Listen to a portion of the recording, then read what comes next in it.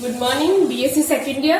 कल तक हमने पढ़ा था वेस्कुलराइजेशन इन मोनोकॉट, ठीक है। और उसके बाद में इंटरनोड के बारे में पहले हमने पढ़ा था, फिर डाइकॉट के अंदर वेस्कुलराइजेशन पढ़ा, फिर मोनोकॉट के अंदर वेस्कुलराइजेशन पढ़ा, ठीक है। फिर उसके बाद हमने स्टार्ट किया था प्राइमरी स्ट्रक्चर ऑफ स्टेम। पहले हमने स्टेम के कुछ कैरेक्टर्स पढ़े, उनको लिखा, फिर हमने आगे बढ़ा प्राइमरी स्ट्रक्चर ऑफ स्टेम, ठीक है। प्राइमरी स्ट्रक्चर ऑफ स्टेम्स को अगर हम बांटते हैं तो उसको तीन पार्ट्स होते हैं। फर्स्ट पार्ट होता है इसका dermal tissue system, dermal tissue system, ठीक है। सेकंड है इसका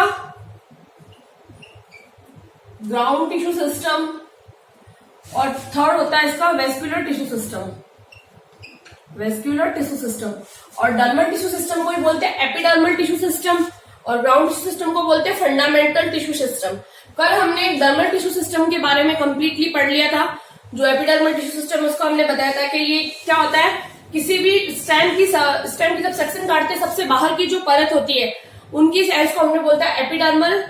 एपिडर्मल टिश्यू सिस्टम का हमने तीन भाग बताया था, एपिडर्मिस की सेल्स, दूसरा हमने बताया था इसमें तीन बताए थे, इसके अंदर क्या क्या बनते हैं। एक तो एपिडर्मिस की सेल्स बनते हैं, एपिडर्मल स्ट्रक्चर के अंदर हमने स्टोमेटा के बारे में पढ़ा था, और तीसरा एपिडर्मल अपेंडेजेस में हमने ट्राइकोम्स के बारे में कंप्लीटली डिटेल में पढ़ा था, ठीक है। और इसकी जो सेल्स होती है उनके अंदर कोई प्रकार का लंबी सेल्स होती है, इनमें आयताकार कोशिकाएं होती है जो पास में रहती है, उनके अंदर कोई प्रकार का इंटरसेल स्पेस नहीं होता है। इनकी सेल्स के ऊपर ट्राइकोम्स और ये स्टोमेटा प्रेजेंट होते हैं, और जो स्टेम के अंदर जो स्टोमेटा होते हैं वो पत्तियों की तुलना में कम होते हैं, ठीक है। अब हम पढ़ेंगे, एक हमने इसके अंदर एक चीज पढ़नी थी हमें, अब हम पढ़ेंगे फंक्शन ऑफ एपिडर्मिस। आज हम स्टार्ट कर रहे हैं डर्मल टिश्यू के अंदर, डर्मल टिश्यू के फंक्शंस हम रह गए थे, आज हम फंक्शन पढ़ रहे हैं। फंक्शंस ऑफ एपिडर्मल टिश्यू या फंक्शंस, इसके फंक्शंस पढ़ रहे हैं हम, ठीक है। एपिडर्मल टिश्यू है या इसको हम बोल सकते हैं डर्मल टिश्यू। इसके फंक्शन से पहला फंक्शन है, ये क्या करते हैं, शाखीय तनों में सुरक्षात्मक आवरण का कार्य करेगा। पहला क्या है, जो शाखीय तने होते हैं, कमजोर तने, शाखीय तनों में सुरक्षात्मक परत का कार्य करता है, परत का कार्य, ठीक है। दूसरा है शुष्क जलवायु मरुद्भिद पौधों में, जो शुष्क जलवायु में पौधे, जो मरुद्भिद पौधे होते हैं, मरुद्भिद पौधों में एपिडर्मिस के ऊपर एक परत पाई जाती है जिसे हम एपिडर्मिस के ऊपर मॉम या क्यूटिकल की लेयर होती है, जो क्या करती है, वाष्पोत्सर्जन को रोकती है। जो क्या करेगी, इसका कार्य क्या होता है, ये परत क्या करेगी, एक तो प्लांट को हाई टेम्परेचर व वाष्पोत्सर्जन की दर को क्या करेगी, एक तो वाष्पोत्सर्जन को कम करती है, ट्रांसपीरेशन को, जब अगर हाई टेम्परेचर पे कोई प्लांट प्रेजेंट है मरुद्भिद पौधों में तो ट्रांसपीरेशन को कम करती है, ठीक है। और इसके अलावा टेम्परेचर रेगुलेशन का काम भी करेगी। जो हाई टेम्परेचर पे जो प्लांट्स होते हैं, बाहर बहुत ज्यादा टेम्परेचर होता है जिससे प्लांट नष्ट नहीं हो जाए, तो उस टेम्परेचर को रेगुलेशन का काम जो ट्रांसपीरेशन करता है, साथ ही साथ ये टेम्परेचर रेगुलेशन में भी कुछ हेल्प करेगी क्यूटिकल, ताकि बॉडी से कम वाटर बाहर निकलेगा, ठीक है। ये हो गए। और फिर थर्ड है हमारा, इसका वर्क है थर्ड, एपिडर्मिस पर रंध्र उपस्थित होते हैं, जो क्या करेंगे, एपिडर्मिस पे यहाँ पे जो स्ट्रोमेटा उपस्थित होंगे, रंध्रों का काम क्या होता है, गैसीय विनिमय। गैसीय विनिमय कैसे करते हैं स्ट्रोमेटा, स्ट्रोमेटा के अंदर जो ये पोर होता है, स्ट्रोमेटल पोर, स्ट्रोमेटल पोर से क्या होता है, कार्बन डाइऑक्साइड, ऑक्सीजन तो बाहर निकलती है और कार्बन डाइऑक्साइड अंदर की तरफ जाती है, तो इस तरह से गैस विनिमय का कार्य करते हैं रंध्र, ठीक है। फिर है फोर्थ, इनके अंदर जो हेयर्स होते हैं उनमें ग्रंथिला दंसरोम उपस्थित होते हैं। यहाँ पर जो हेयर्स होते हैं, जो जिन्हें हम ट्राइकोम्स कहते हैं, सूट के जो हेयर्स होते हैं, ट्राइकोम ग्लैंडुलर और नॉन ग्लैंडुलर टाइप के होते हैं, glandular and non glandular type के होते हैं। ग्लैंडुलर, जो ग्लैंडुलर होते हैं वो क्या करते हैं, कुछ पदार्थों का स्रावन करते हैं, सिक्रेट, कुछ पदार्थों का सिक्रेशन करते हैं, सिक्रेशन, कुछ पदार्थों का ये स्त्रावण करते हैं, ठीक है। सॉरी, ट्राइकोम्स में जो ग्लैंडुलर ट्राइकोम्स होते हैं वो क्या करते हैं, कुछ पदार्थों का स्त्रावण करते हैं, जबकि नॉन ग्लैंडुलर कोई पदार्थों का स्त्रावण नहीं करते हैं, ठीक है। उसके बाद में एपिडर्मिस की कुछ सेल्स मैग्नेटिक होकर कोर कैम्बियम का निर्माण भी करती है, ठीक है। जो एपिडर्मिस की सेल्स होती है, कई बार जो एपिडर्मिस की सेल्स मैग्नेटिक होकर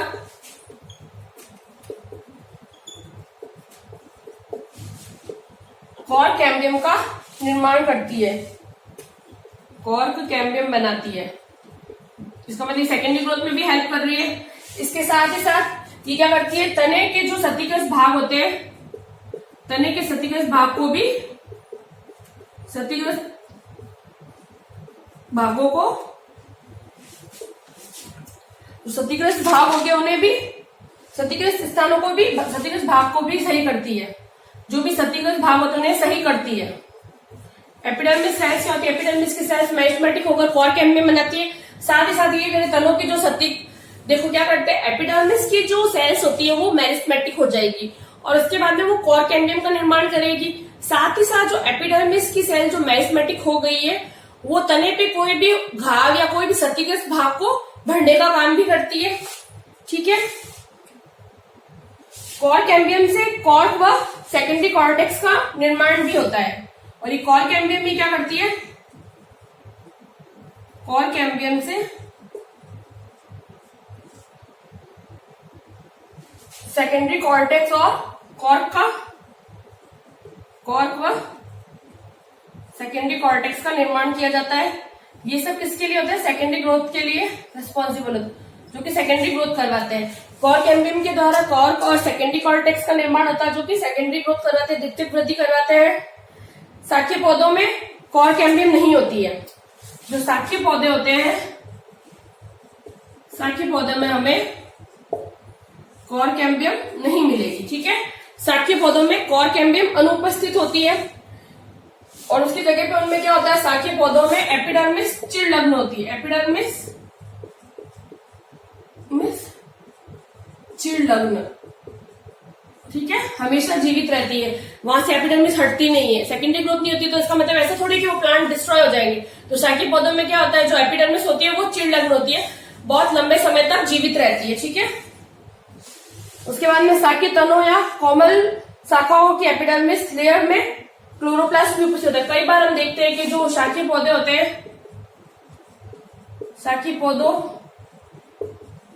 के तनों में क्लोरोफिल मिलेगा और क्लोरोफिल क्या, अगर क्लोरोफिल प्रेजेंट है तो इसका मतलब वो तने क्या करेंगे, फोटोसिंथेसिस, ठीक है। जो शाकीय पौधे होते हैं, शाकीय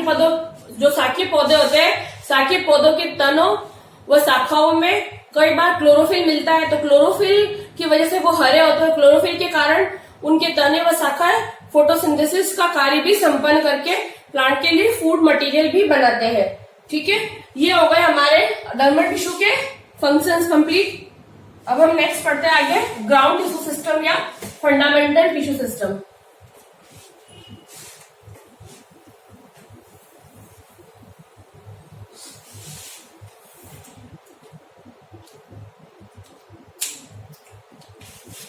नेक्स्ट है हमारा ग्राउंड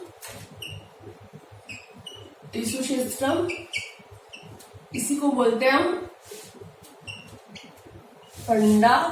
फंडामेंटल टिश्यू सिस्टम, ठीक है। इसी का दूसरा नाम है फंडामेंटल टिश्यू सिस्टम, ठीक है। आए समझ में, ग्राउंड टिश्यू सिस्टम प्रारंभिक अवस्थाओं में तने का मुख्य संरचना का निर्माण करता है, ठीक है। प्रारंभिक अवस्थाओं में तने की मुख्य संरचना का निर्माण कौन करता है, तने की मुख्य संरचना का निर्माण,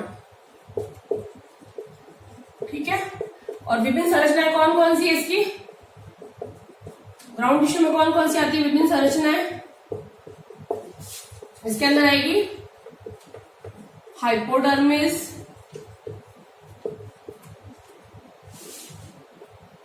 कॉर्टेक्स, एंडोडर्मिस,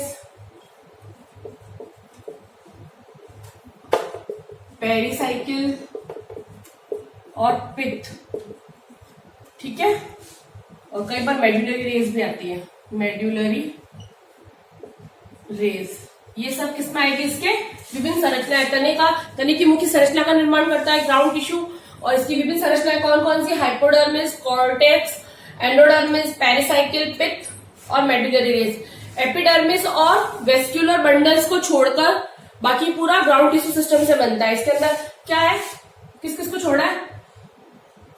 एक तो छोड़ा एपिडर्मिस को, जो एपिडर्मल टिश्यू बनाता है, एपिडर्मिस व वेस्क्यूलर बंडल को छोड़कर बाकी पूरा भाग किससे बनता है? को छोड़कर बाकी पूरा भाग किससे बनता है? ग्राउंड टिश्यू सिस्टम से। एपिडर्मिस को बनाता है एपिडर्मल टिश्यू सिस्टम, और वेस्क्यूलर बंडल्स को बनाता है वेस्क्यूलर टिश्यू सिस्टम। तो एपिडर्मिस और वेस्क्यूलर बंडल को छोड़कर बाकी पूरा प्लांट का जो स्टेम का जो पार्ट होता है वो बनता है ग्राउंड टिश्यू सिस्टम से। और वेस्क्यूलर बंडल में क्या क्या आता है? जाइलम, फ्लोएम और कैम्बियम, ठीक है। ये सब आती है हमारे वेस्क्यूलर बंडल्स के अंदर। इन सबको नहीं बनाता है, इसके अलावा बाकी ये पूरी संरचना किसके थ्रू बनती है? हमारे ग्राउंड टिश्यू सिस्टम से, ठीक है। आए समझ में? अभी थोड़ा सा डायग्राम बना लेती हूं मैं। इसको हम प्लांट की मेन फंडामेंटल जो बॉडी होती है उसका निर्माण करता है। ग्राउंड टिश्यू क्या करता है? ग्राउंड टिश्यू प्लांट बॉडी का मेन फंडामेंटल पार्ट का फॉर्मेशन करता है, फंडामेंटल पार्ट का। एपिडर्मिस में वेस्क्यूलर टिश्यू को छोड़कर, जाइलम, फ्लोएम, कैम्बियम को छोड़कर बाकी पूरी प्लांट की बॉडी को कौन फॉर्म करता है? Ground tissue system. Ground tissue system में vascular various tissue system present होते हैं। इसके अंदर अलग अलग वेरियस टिश्यू सिस्टम प्रेजेंट है। Various tissue system, various tissue system कौन कौन से? इसके अंदर पैरेन्काइमा, इसके अंदर पैरेन्काइमा मिलेगी हमें, क्लोरेन्काइमा मिलेगी, पैरेन्काइमा, क्लोरेन्काइमा और कॉलेन्काइमा और स्क्लेरेन्काइमा। कॉलेन्काइमा और स्क्लेरेन्काइमा, ये सब मिलती है हमें प्लांट्स के ग्राउंड सिस्टम में। ये हमें मिलेगी, पैरेन्काइमा मिल जाएगी, कॉलेन्काइमा मिल जाएगी और स्क्लेरेन्काइमा। और ये जो एपिडर्मिस की जो जाइलम और फ्लोएम, ये कहां तक होता है? आउटर कॉर्टेक्स से लगाकर कहां तक फैला रहता है? ये फैला रहता है आउटर कॉर्टेक्स से लगाकर पिच तक ये फैला रहता है, ठीक है। और मैं डायग्राम से और आपको बता दूंगी। और इसके अलावा स्टेम के वेस्क्यूलर बंडल्स, हमेशा स्टेम के अंदर जो वेस्क्यूलर बंडल होते हैं वो हमेशा रिंग के फॉर्म में रहते हैं, इसीलिए उनको बोलते हैं सेंट्रल वेस्क्यूलर बंडल। स्टेम के वेस्क्यूलर बंडल्स को क्या बोलते हैं? क्योंकि वो रिंग में रहते हैं इसलिए इनको बोलते हैं central vascular cylinder. Central vascular cylinder, ठीक है। स्टेम्स के जो वेस्क्यूलर बंडल होते हैं हमेशा रिंग में रहते हैं, इसलिए उनको बोलते हैं सेंट्रल वेस्क्यूलर सिलेंडर या सेंट्रल वेस्क्यूलर स्टिल, ठीक है। ये भी कहते हैं इसको। अब अगर हम इन स्टील के बेसिस पे अगर ग्राउंड टिश्यूज को बांटे तो दो टाइप से बांट सकते हैं इनके नेमिंग के हिसाब से। एक बार थोड़ा सा समझा दो, उसके बाद मैं वापस लिखूंगी। स्टील के बेसिस पे अगर इनको बांटते हैं तो स्टील के बेसिस पे अगर ग्राउंड सिस्टम को बांटे तो दो पार्ट में बांट सकते हैं। पहला तो इंट्रास्टिलर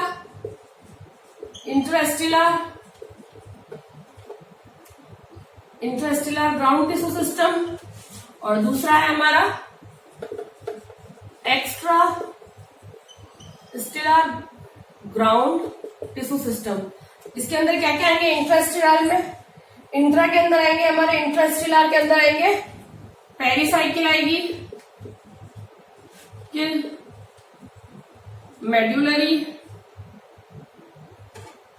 मेडुलरी रेज, और क्या आएगा इसके अंदर? पित्त, ठीक है।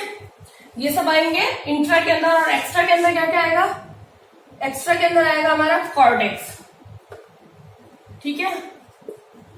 और कॉर्टेक्स के अंदर ही आता है हाइपोडर्मिस, एंडोडर्मिस, हाइपोडर्मिस, कॉर्टेक्स और एंडोडर्मिस, ठीक है। देखिए को डिटेल से पढ़ेंगे हम। जब स्टील के बेसिस पे अगर ग्राउंड टिश्यू को बांटे तो दो भागों में बांट सकते हैं स्टील के बेसिस पे। एक तो होता है intra stelar ground tissue system और दूसरा होता है एक तो होता है extra stellar ground tissue system और intra stelar ground tissue system.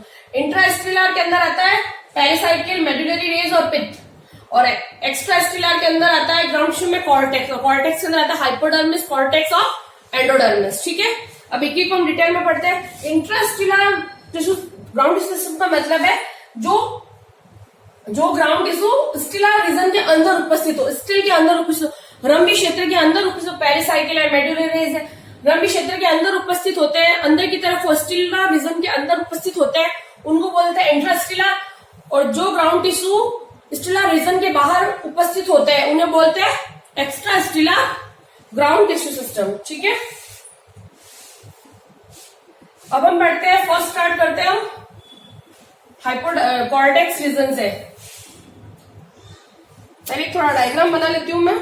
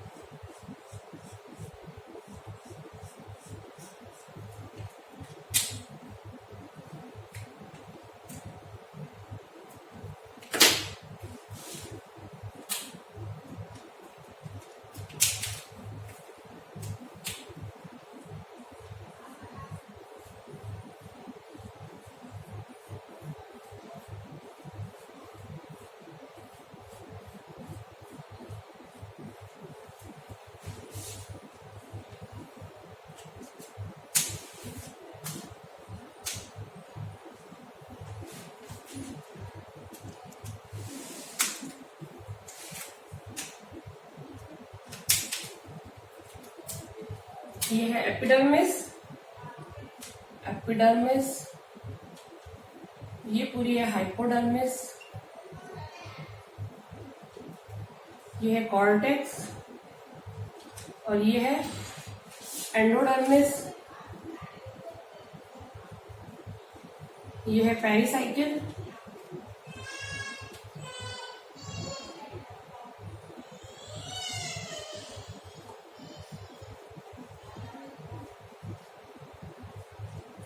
फ्लूयम, ये हमारे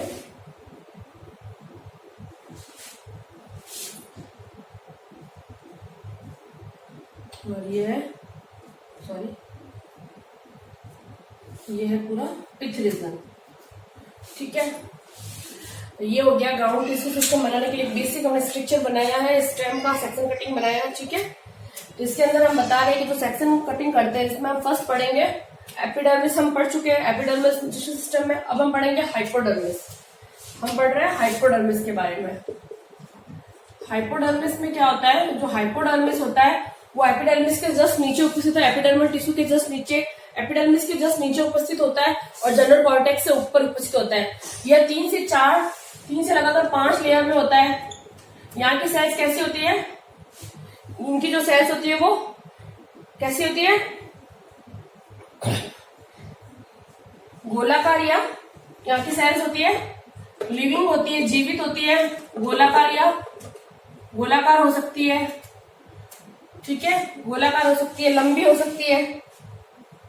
ठीक है, और ये जो हाइपोडर्मिस होती है वो कंटिन्यू होती है, कंटिन्यू लेयर के रूप में होती है हाइपोडर्मिस जनरली। ठीक है, 3 से 5 लेयर तक होती है, लिविंग होती है, गोलाकार हो सकती है, आयताकार हो सकती है। हाइपोडर्मिस की सेल्स आयताकार। ठीक है, और इनकी सेल्स के अंदर इंट्रासेलुलर स्पेस नहीं होता है। यहाँ पे पहले लिखते हैं इंट्रासेलुलर स्पेस नहीं होता है, इंट्रासेलुलर स्पेस नहीं होता है, और ये कंटिन्यू होती है, कंटिन्यूस लेयर के रूप में होती है। ठीक है, कुछ प्लांट्स के अंदर अपवाद के रूप में ये केवल उभारों में मिलेगी, उभारों में हाइपोडर्मिस मिलती है, कंटिन्यू नहीं होती है। इसका एग्जाम्पल है इक्विसिटम। एग्जाम्पल क्या है, इक्विसिटम। इक्विसिटम प्लांट को अगर हम देखते हैं, कुकुरबिटा, इन प्लांट्स में हम देखते हैं कि जो हाइपोडर्मिस होती है वो उभारों में, केवल हमें उभारों में ही हाइपोडर्मिस मिलेगी। और हाइपोडर्मिस किसकी बनी हुई होती है, हाइपोडर्मिस होती है कॉलेनकाइमा होती है, कॉलेनकाइमा या स्क्लेरल दृढ़ोत्तक, स्थूलकोणोत्तक या दृढ़ोत्तक से बनी होती है। ठीक है, और कुछ पौधों में, कुछ प्लांट्स के अंदर हमें इनके अंदर क्या मिलेगा, क्लोरोफिल, कुछ पौधों में ये क्लोरेन कायमा के रूप में होती, क्लोरेन कायमा के रूप में तो क्या करती है, फोटोसिंथेसिस। ठीक है, आए समझ में यहाँ तक। जो हाइपोडर्मिस होती है प्लांट्स के अंदर, जो हाइपोडर्मिस होती है एपिडर्मिस के जस्ट नीचे उपस्थित होती है, और इसके अंदर ये क्या चीज है, ये तो इसके ट्राइकोम कैसे होते हैं, मल्टी सेल्यूलर हेयर होते हैं, ये है स्टोमेटा।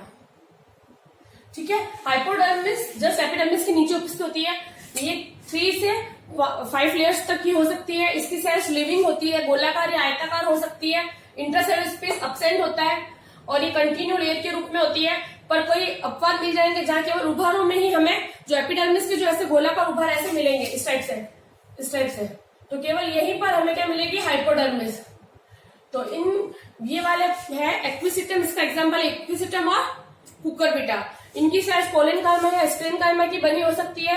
कुछ पादपों में इनमें सेल्स क्लोरेनकाइमा की बनी होती है, यानी कि इनकी सेल्स के अंदर क्लोरोफिल प्रेजेंट होता है, तो वो फोटोसिंथेसिस करते हैं। ठीक है, हाइपोडर्मिस की जो सेल्स होती है तने को क्या करती है, इसका कार्य क्या होता है, तने को मैकेनिकल सपोर्ट प्रोवाइड करना, तने को मैकेनिकल सपोर्ट। ठीक है, हाइपोडर्मिस का काम होता है तने को मैकेनिकल सपोर्ट प्रोवाइड करना, क्योंकि इसकी सेल्स क्लेनकाइमेटिस या कोलिनकाइमेटिस होती है तो वो क्या करेगी, यांत्रिक प्रदान करेगी, यांत्रिक स्थायित्व प्रदान करेगी, ठीक है, यांत्रिक दृढ़ता प्रदान करती है, ठीक है, आगे समझ में। अब नेक्स्ट है हमारा कॉर्टेक्स, ये हो गया हाइपोडर्मिस कंप्लीट। अब हम पढ़ते हैं कॉर्टेक्स।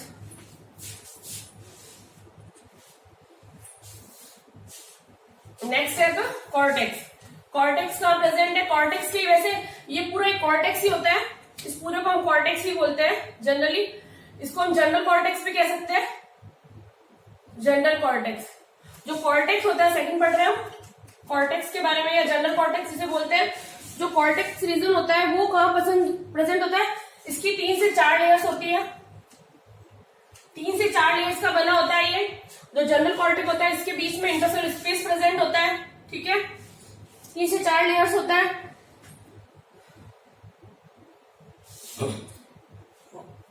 ये हाइपोडर्मिस के जस्ट नीचे उपस्थित होता है, हाइपोडर्मिस से नीचे, डर्मिस के नीचे उपस्थित होता है, 3 से 4 लेयर का हो सकता है। और ये मृदुत्तकीय कोशिकाओं का, मृदुत्तकीय कोशिकाओं पेरेन्काइमेटस सेल्स का बना होता है। कैसे लिख सकते हैं, देख के बोलते हैं ना, जो हाइपोडर्मिस जो 3 से 4 लेयर के हाइपोडर्मिस है उसके नीचे प्रेजेंट होता है जनरल कॉर्टेक्स या कॉर्टेक्स। ये किसका बना होता है, पेरेन्काइमेटस सेल्स का, पेरेन्काइमेटस सेल्स का, पेरेन्काइमेटस सेल्स का बना होता है, ठीक है। और इसकी सेल्स की आकृति कैसी होती है, गोलाकार या अंडाकार होती है, आकृति में गोलाकार अंडाकार, ठीक है, हो गए पॉइंट। की गोलाकार या अंडाकार शेप में होती है। उसके अलावा इनकी कॉर्टेक्स की सेल्स के अंदर, और ये कोशिकाएं कैसी होती है, जीवित होती है, सजीव, गोलाकार अंडाकार सजीव कोशिकाएं होती है, जीवित कोशिकाएं होती है, ठीक है। और इनके अंदर इंट्रासेलुलर स्पेस प्रेजेंट होता है, ये दिख रहा है इंट्रासेलुलर स्पेस, यहाँ पे बीच बीच में इंट्रासेल्यूलर स्पेस प्रेजेंट होता है।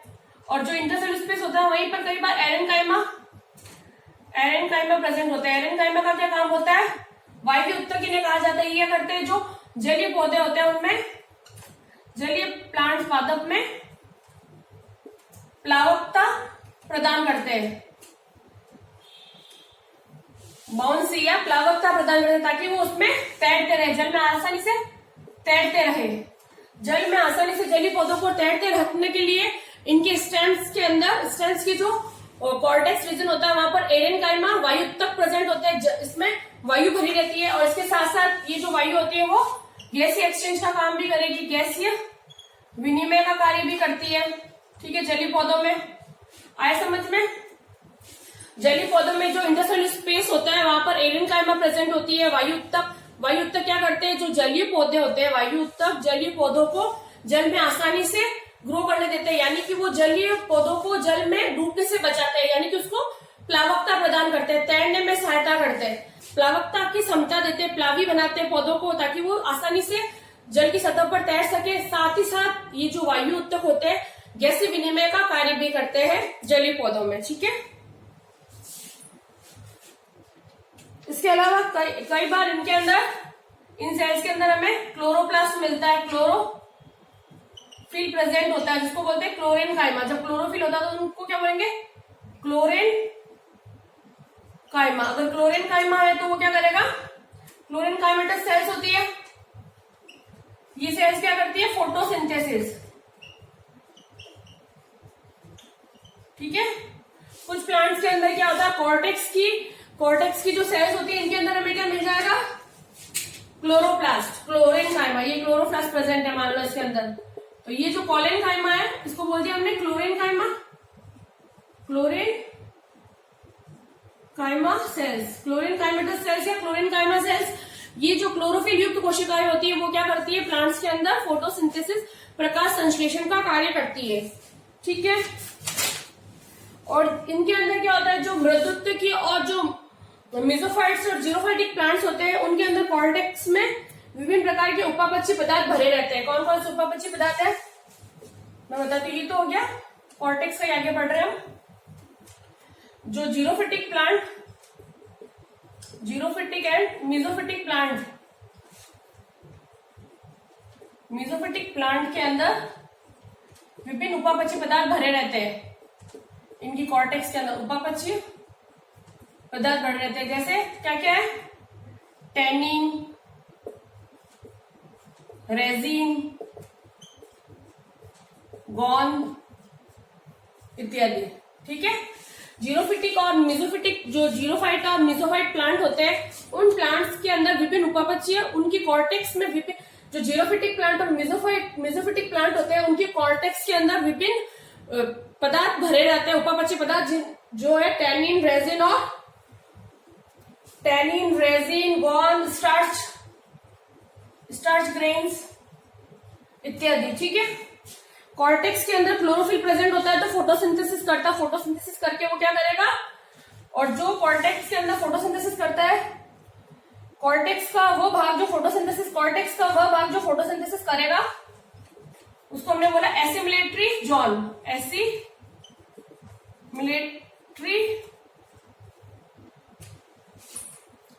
एसिमिलेटरी जोन क्या होता है? एसिमिलेटरी जोन होता है कॉर्टेक्स का वह भाग, कॉर्टेक्स का भाग जो फोटोसिंथेसिस करता है। और फोटोसिंथेसिस कैसे करेगा? कॉर्टेक्स के अंदर जब क्लोरोफिल प्रेजेंट होगी तभी फोटोसिंथेसिस करेगा।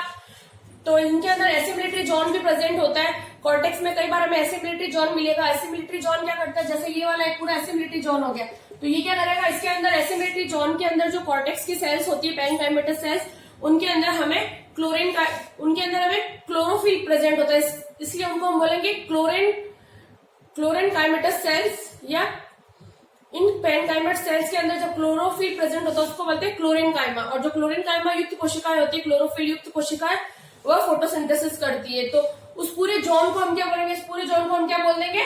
Assimilatory zone. ठीक है। ये हो गया हमारा कॉर्टेक्स कंप्लीट।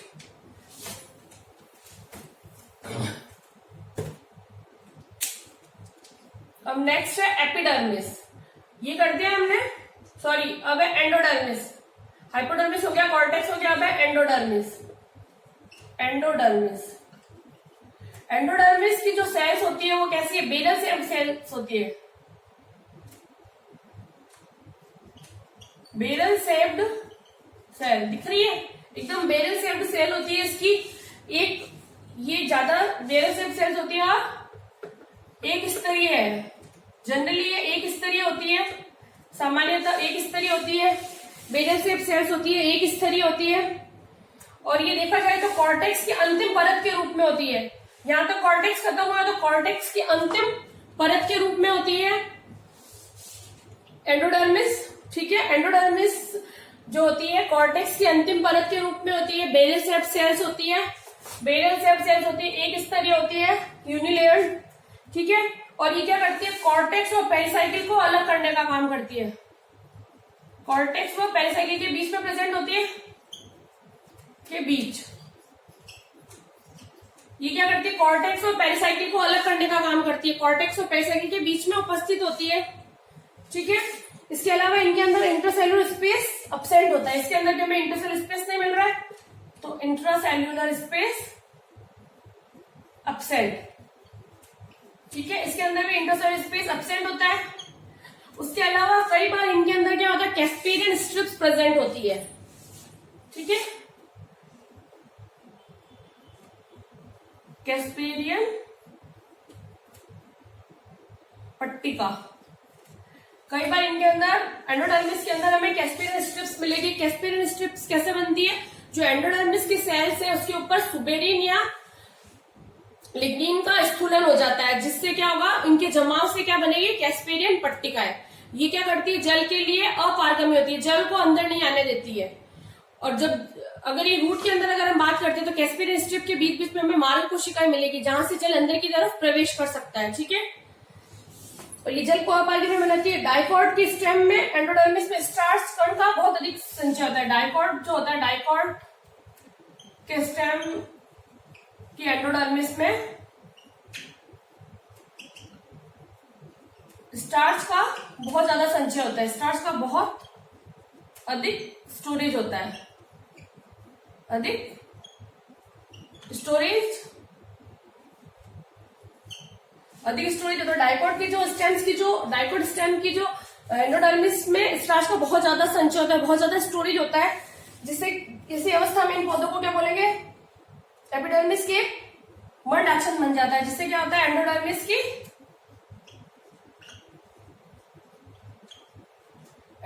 की स्टार्च शीट बन जाएगी, स्टार्च शीट बन जाती है। ठीक है, तो एंडोडर्मिस वापस मैं रिपीट करती हूँ। एंडोडर्मिस जो होती है वो एंडोडर्मिस कॉर्टेक्स के नीचे प्रेजेंट होती है, और ये कॉर्टेक्स और पेरिसाइकिल के बीच में कॉर्टेक्स और पेरिसाइकिल को अलग करती है। ये बेरल शेप्ड सेल्स होती है, ये सेल यूनिलेयर्ड होती है, जनरली ये यूनिलेयर्ड होती है। ये कॉर्टेक्स और पेरिसाइकिल को अलग करती है। इसके अंदर इंटरसेलुलर स्पेस अब्सेंट होता है। इसके अंदर कई बार क्रिस्पेरिन पट्टिकाएं उपस्थित होती है, जो क्या करती है, कैसे बनती है, क्रिस्पेरिन पट्टिकाएं एंडोडर्मिस की सेल्स में लिग्निन और सुबेरिन के स्थूलन जमाव से बनती है, स्थूलन से बनती है क्रिस्पेरिन पट्टिकाएं, और इसकी वजह से जल के लिए अपारगम्य हो जाती है। तो जल को एक कॉर्टेक्स से पेरिसाइकिल में जाने के लिए इनमें कुछ सेल्स के अंदर क्रिस्पेरिन पट्टिकाएं अनुपस्थित होते हैं, उन्हें बोलते हैं मार्ग कोशिका। उन मार्ग कोशिकाओं के द्वारा कॉर्टेक्स से जल पेरिसाइकिल तक जा सकता है। ठीक है, उसके बाद में डाइकोट के स्टेम्स के अंदर जो एंडोडर्मिस होती है उनके अंदर स्टार्च बहुत ज्यादा मात्रा में उपस्थित होता है, इसलिए उनको बोलते हैं एंडोडर्मिस स्टार्च शीट। ठीक है, इसलिए उसको बोलते हैं एंडोडर्मिस में स्टार्च शीट प्रेजेंट होती है।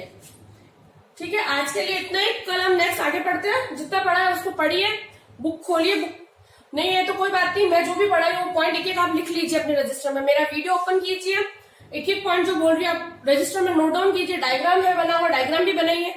देन जब पूरा लिख लो उसके बाद में वीडियो वापस ओपन कीजिए, वापस प्ले कीजिए, और जो लिखा है उसे पढ़िए। अगर कुछ भी गलती हो तो उसको चेंज कर दीजिए। देन कुछ भी समझ में नहीं आता है तो मैसेज कॉल से मुझे आप पूछ सकते हैं। Thank you so much.